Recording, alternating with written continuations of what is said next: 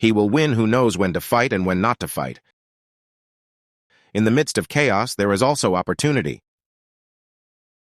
Victorious warriors win first and then go to war, while defeated warriors go to war first and then seek to win. If you know the enemy and know yourself, you need not fear the result of 100 battles. If you know yourself but not the enemy, for every victory gained, you will also suffer a defeat. If you know neither the enemy nor yourself, you will succumb in every battle. The greatest victory is that which requires no battle. Quickness is the essence of the war. Even the finest sword plunged into salt water will eventually rust. The art of war is of vital importance to the state. It is a matter of life and death, a road either to safety or to ruin. Hence, it is a subject of inquiry which can on no account be neglected. There is no instance of a nation benefiting from prolonged warfare. There are not more than 5 musical notes, yet the combinations of these 5 give rise to more melodies than can ever be heard. There are not more than 5 primary colors, yet in combination they produce more hues than can ever been seen. There are not more than 5 cardinal tastes, yet combinations of them yield more flavors than can ever be tasted. Who wishes to fight must first count the cost. You have to believe in yourself. Build your opponent a golden bridge to retreat across. One may know how to conquer without being able to do it.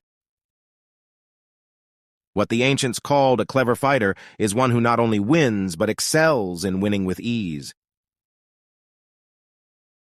The wise warrior avoids the battle. The whole secret lies in confusing the enemy, so that he cannot fathom our real intent. One mark of a great soldier is that he fight on his own terms or fights not at all. If the mind is willing, the flesh could go on and on without many things. He who is prudent and lies in wait for an enemy who is not will be victorious. Anger may in time change to gladness, vexation may be succeeded by content.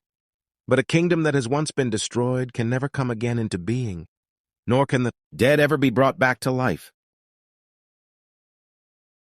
There are roads which must not be followed, armies which must not be attacked, towns which must not be besieged, positions which must not be contested, commands of the sovereign which must not be obeyed. Attack is the secret of defense. Defense is the planning of an attack. Great results can be achieved with small forces. To secure ourselves against defeat lies in our own hands, but the opportunity of defeating the enemy is provided by the enemy himself. Bravery without forethought causes a man to fight blindly and desperately like a mad bull. Such an opponent must not be encountered with brute force, but may be lured into an ambush and slain. Wheels of justice grind slow, but grind fine. Never venture, never win. The skillful tactician may be likened to the shuai-jan. Now the shuai-jan is a snake that is found in the Chang Mountains. Strike at its head, and you will be attacked by its tail. Strike at its tail, and you will be attacked by its head. Strike at its head, and you will be attacked by its tail. Strike at its tail, and you will be attacked by its head. Strike at its middle, and you will be attacked by head and tail both. It is easy to love your friend, but sometimes the hardest lesson to learn is to love your enemy. Be where your enemy is not. Who does not know the evils of war cannot appreciate its benefits. In battle, there are not more than 2 methods of attack, the direct and the indirect. Yet these 2 in combination give rise to an endless series of maneuvers. Plan for what it is difficult while it is easy. Do what is great while it is small. The opportunity of defeating the enemy is provided by the enemy himself.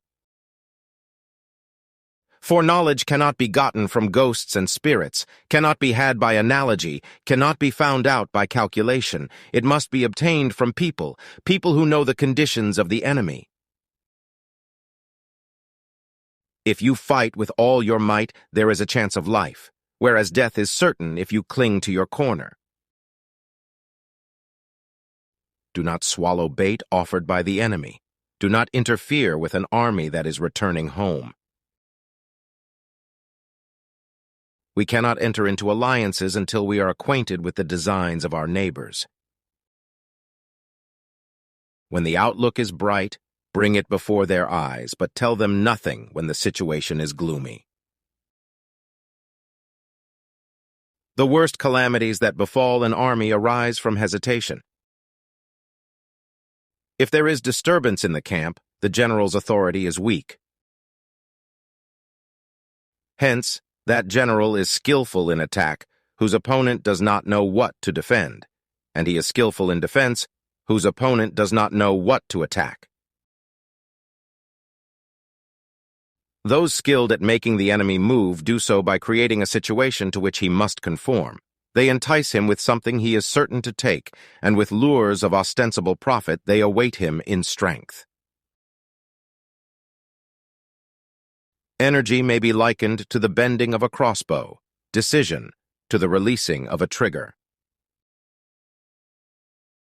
When your army has crossed the border, you should burn your boats and bridges in order to make it clear to everybody that you have no hankering after home.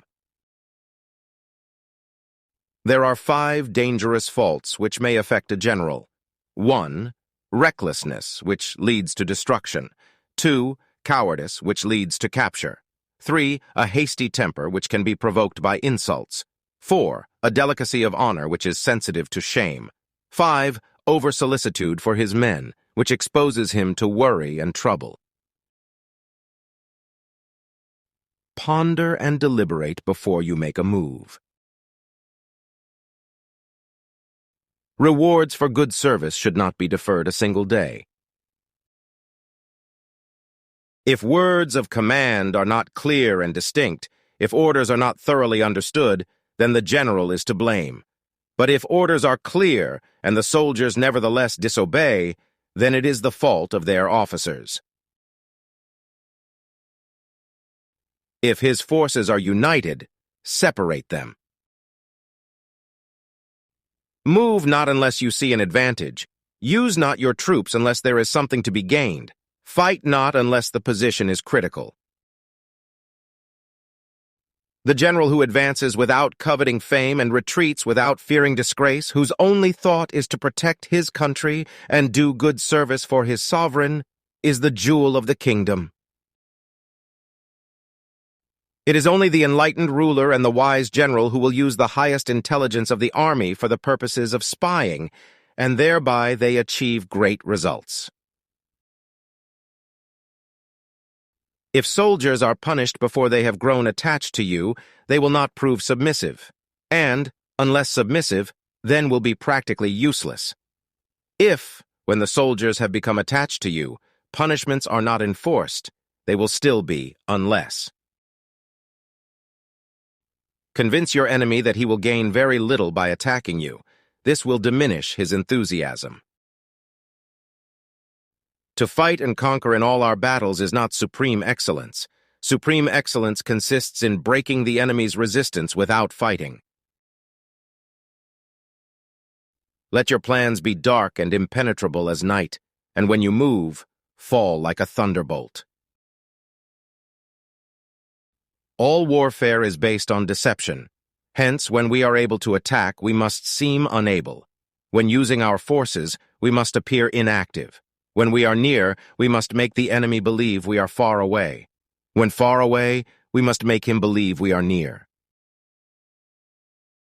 If your opponent is temperamental, seek to irritate him. Pretend to be weak, that he may grow arrogant. If he is taking his ease, give him no rest. If his forces are united, separate them. If sovereign and subject are in accord, put division between them.